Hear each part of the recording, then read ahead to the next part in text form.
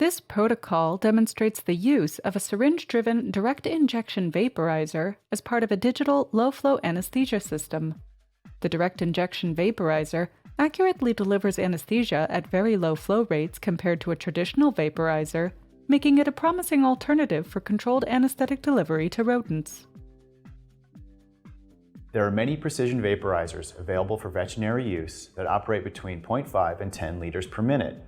These flow rates are not ideal for rodents as the range is well above their small respiratory minute volume. The main advantage of this vaporizer is that an animal can be maintained with a nose cone using a flow rate as low as 1.5 times the animal's minute volume. Thus, a 30-gram mouse can be maintained at a flow rate as low as 52 milliliters per minute.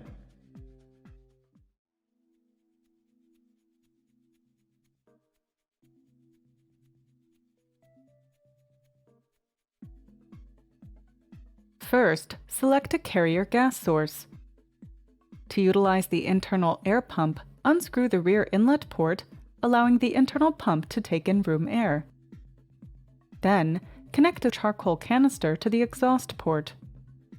Next, connect the delivery tubing to the anesthesia system. Use the color-coded clips to designate the branches for the nose cone and the induction chamber. Open the clamps to direct airflow to the chamber. For physiological monitoring, connect the pulse oximeter pause sensor to the back of the low-flow anesthesia system.